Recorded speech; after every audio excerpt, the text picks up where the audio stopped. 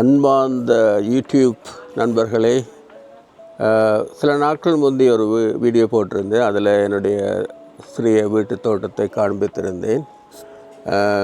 இன்றைக்கு அதில் உற்பத்தியான மரக்கறி வகைகள், பழங்களை நான் அறுவடை செய்கிற நாள், அதை உங்களுக்கு காண்பிக்க இருக்கிறேன்.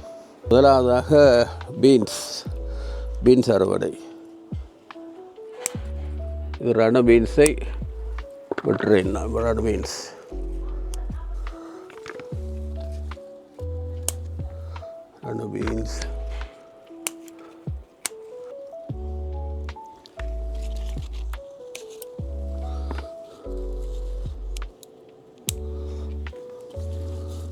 இது எங்களுடைய அன்றாட கறித்தேவைக்காக போதுமான அளவு எடுத்திருக்கிறேன். அதிகம் இருந்தால் என்னுடைய நண்பர்கள் உறவுகளுக்கு கொடுக்கலாம்னு இருக்கிறேன். அடுத்ததாக நான் ஹார்வெஸ்ட் செய்ய போகிறேன் பிளாக் பீன்ஸ். இதுதான் பிளாக் பீன்ஸ். நீங்கள் பார்ப்பீங்க, என்ன தெரியுது, இது பிளாக் பீன்ஸ்.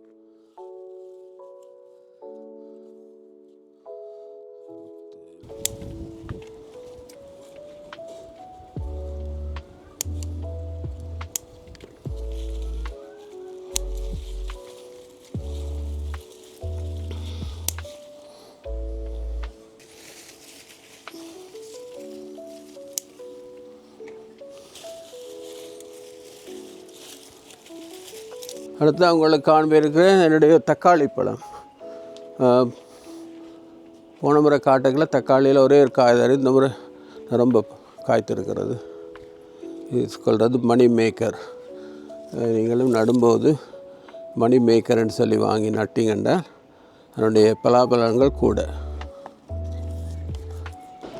அடுத்ததாக என்னுடைய தோட்டத்தில் இருக்கின்ற ப்ளம் மரத்தில் இருந்து நல்லாக முத்தி விட்டது. அதை நான் அறுவடை செய்ய இருக்கின்றேன்.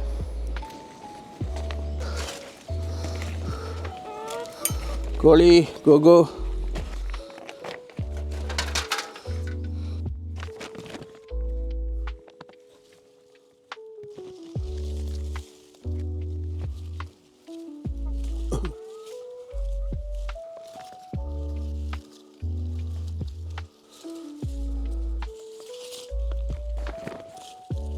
இது ஒரு வருடம் காய்த்தா அடுத்த வருடம் நன்றாக காய்க்காது.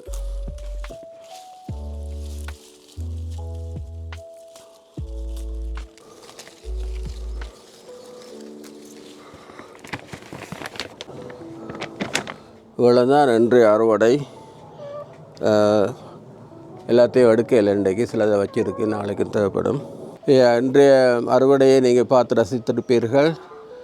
உங்களுக்கு ஏதாவது இதை பற்றிய அட்வைஸ் தேவைன்னு சொன்னால் நான் உங்களுக்கு தர தயாராக இருக்கின்றேன். மரம் வளர்ப்பு முறை எப்படி பார்க்குறது, என்னென்ன பசலை போடணும், அந்த விதமான சம்பவங்கள். அப்படி பெரிய அனுபவப்பட்ட விவசாய திணைக்கள அதிகாரி அல்ல. இது நான் யூடியூப் மூலமாக, புத்தகங்கள் மூலமாக என்னுடைய அனுபவத்தினை பெற்றுக்கொண்டேன். அதை நான் உங்களிடம் பகிர்வதற்கு தயாராக இருக்கின்றேன். எல்லோருக்கும் நன்றி.